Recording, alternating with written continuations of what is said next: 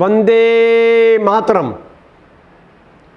विभाजन की त्रासदी पर 4 एपिसोड प्रस्तुत कर चुके हैं, यानी एपिसोड 269, 270, 271 व 272, भाग 1, भाग 2, भाग 3 और भाग 4। एपिसोड 272 में महान कवित्री व लेखिका अमृता प्रीतम द्वारा लिखित भावनात्मक कविता भी प्रस्तुत कर एपिसोड की कड़ी को पूरा किया था।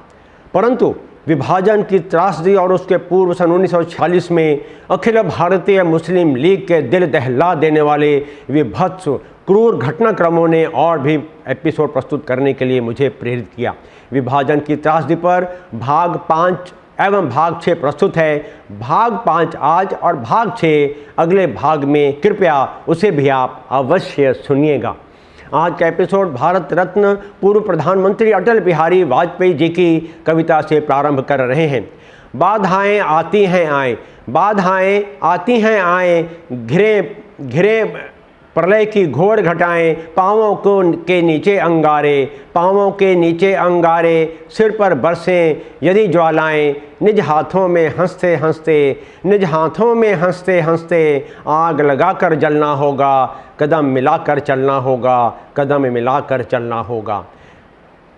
हास्य रुदन में तूफानों में, हास्य रुदन में तूफानों में, अमर असंख्यक बलिदानों में, उद्यानों में वीरानों में, अपमानों में सम्मानों में, उन्नत मस्तक उभरा सीना, उन्नत मस्तक उभरा सीना, पीड़ाओं में पलना होगा, कदम मिलाकर चलना होगा, कदम मिलाकर चलना होगा।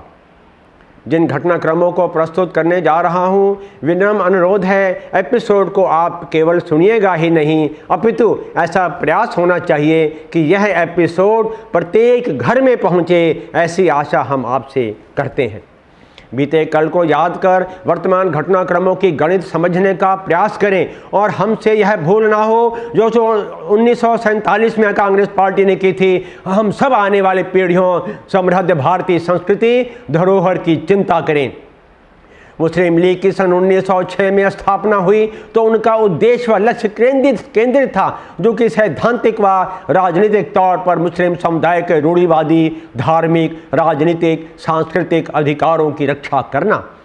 यद्यपि सन 1857 के महासंग्राम में नानाजी पेशवा, तात्या टोपे, रानी लक्ष्मीबाई के साथ अजीमुल्ला खां का भी अमूल्य योगदान था और न जाने कितने ही मुस्लिम क्रांतिकारियों ने सन 1857 के महासंग्राम और अखंड भारत की स्वतंत्रता के लिए जीवन होम किए। आज हम इस एपिसोड में सन 1946 की विभीषिका पीड़ादायक दर्द भरी दास्तान के कुछ घटनाक्रमों से ही आपको अवगत कराने का प्रयास कर रहे हैं। अखिल भारतीय मुस्लिम लीग के मुंबई सम्मेलन में 29 जुलाई सन 1946 को जब मोहम्मद अली जिन्ना ने डायरेक्ट एक्शन यानी सीधी कार्रवाई की तिथि 16 अगस्त 1946 घोषित की, तो वह यही नहीं रुके, बल्कि मोहम्मद अली जिन्ना ने कहा, क्या कहा, जरा ध्यान से सुनिएगा आप, ध्यान से। जिन्ना ने कहा कि जो प्रस्ताव आज हमने पारित किया है हमारे इतिहास में है वीरतापूर्ण निर्णय है। हमने हमेशा संवैधानिक तरीके अपनाए हैं, परंतु आज हमने संवैधानिक तरीकों को अलविदा कह दिया है। यह उनका था वीरतापूर्ण। अलविदा किसे अलविदा? संवैधानिक तरीकों का। जिन्ना ने आगे कहा, अब समय आ गया है कि मुस्लिम राष्ट्र को सीधी कार्रवाई करने के उपाय करने पड़ेंगे। हमारे पास पिस्टल भी है और हम इसे इस्तेमाल करने की स्थिति में भी हैं। यह बयान थे मोहम्मद अली जिन्ना के। अब यह अखंड भारत का विभाजन भी नहीं हुआ था, परंतु मोहम्मद अली जिन्ना मुस्लिम राष्ट्र का राग अलाप रहे थे और बिल्कुल बेतुका, भड़काऊ, उत्तेजक और उन्मादी वक्तव्य दे रहे थे।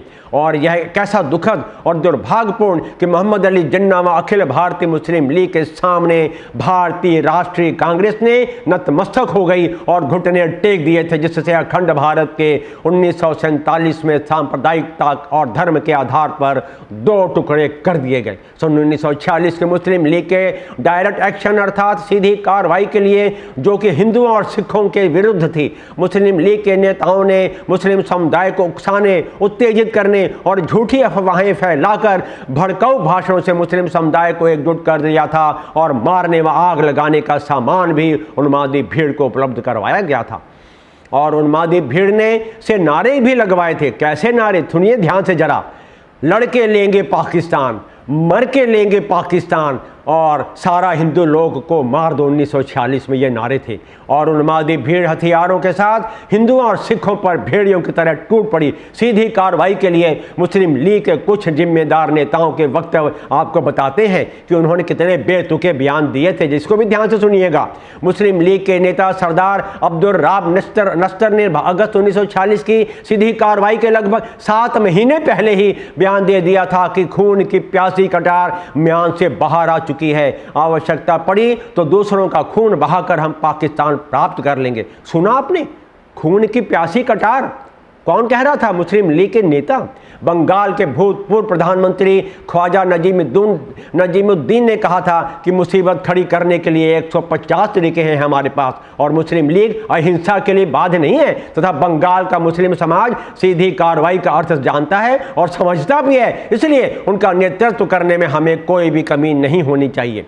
यहाँ यह बताना समीचीन होगा कि भारतीय मुस्लिम लीग के सभी नेता उच्च शिक्षा प्राप्त थे और उनमें से कुछ ने तो विदेशों से भी उच्च शिक्षा प्राप्त की थी। तब इतनी उदंडता, उन्माद, राक्षसी प्रवृत्ति, ये थे अखिल भारतीय मुस्लिम लीग के नेता। मुस्लिम लीग के बंगाल इकाई के सचिव श्री हाशिम ने यह स्पष्ट किया था कि अब मुस्लिम लीग ने ब्रिटिश साम्राज्यवाद के विरुद्ध युद्ध छेड़ दिया है। सुना आपने कि मुस्लिम लीग ने ब्रिटिश साम्राज्यवाद के विरुद्ध युद्ध छेड़ दिया है।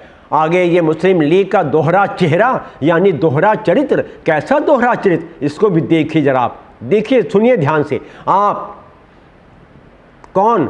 मुस्लिम लीग विश्वासघात, धोखा, नमक हराम निकला। कुछ समझा आपने? समझा आपने मैं क्या बताने जा रहा हूं? सुनिए ध्यान से इसको आप, बहुत ध्यान से। परंतु 1946 की सीधी कार्रवाई में केवल हिंदू और सिख समुदाय को ही निशाना बनाया गया था और मुस्लिम लीग ने एक भी यूरोपियन या ईसाइयों को हताहत नहीं होने दिया था, क्षति नहीं पहुंचाई थी। आप समझे? मुस्लिम लीग व ब्रिटिश साम्राज्य के मध्य गुप्त मंत्रणा को, इस गणित को आपने समझ लिया होगा कि हिंदुओं और सिखों का नरसंहार करो, इतना आतंकित कर दो, तबाह कर दो कि वह अखंड भारत के विभाजन का विरोध करने का साहस भी ना जुटा पाएं। अगस्त 1946 में कोलकाता जल रहा था और चारों ओर लाशें ही लाशें, माताओं बहनों के साथ दुराचार, धर्मांतरण, और कोलकाता पुलिस शांत, मौन, मूक दर्शक, और बंगाल का गवर्नर भी मौन, मूक दर्शक, और बंगाल का मुख्यमंत्री सोहरावर्दी जो कि नरसंहार, अत्याचार, आगजनी, अराजकता का नेतृत्व कर रहा था। मुख्यमंत्री के खिलाफ कोई भी त्वरित कार्रवाई ब्रिटिश शासन द्वारा नहीं की गई, बल्कि उसे ब्रिटिश शासन ने खुली छूट दी हुई थी। हाय, यह कैसी विकृत मानसिकता, कैसी ओछी राक्षसी राजनीति। कोलकाता के मृगेंद्रलाल मित्तर मार्ग पर अवकाश प्राप्त उप न्यायाधीश श्री बसंत कुमार राय रहते थे। वह उनके पुत्र शिशिर कुमार राय व लेफ्टिनेंट A.K. रॉय, और उनके घर के सामने मुस्लिम लीग के बंगाल इकाई के अध्यक्ष मौलाना अकरम खान रहते थे। जब अगस्त 1946 में श्री बसंत कुमार राय के घर मुस्लिम लीग के दंगाइयों ने हमला किया तो उन्होंने मौलाना अकरम खान को सहायता के लिए गुहार लगाई, आवाज लगाई, परंतु दुर्भाग्य कि दंगाई उन्मादी भीड़ जो भेड़ियों की शक्ल में आई थी, बसंत कुमार राय जी की हत्या कर दी, घर लूट लिया। उनके दोनों बेटे जख्मी हो गए और मौलाना अकरम खान घर के अंदर चुपचाप शांत बैठे रहे, जैसे कुछ पता ही नहीं है। वह अकरम खान जिनके साथ बसंत कुमार राय की मित्रता थी, घर आना जाना था, उस अकरम खान ने ना तो पड़ोसी का धर्म निभाया और ना ही मित्रता का था। ये चेहरा था मुस्लिम लीग का। विषय का शेष भाग अगले एपिसोड में प्रस्तुत करेंगे। कृपया उसे भी आप अवश्य सुनिएगा। जय हिंद।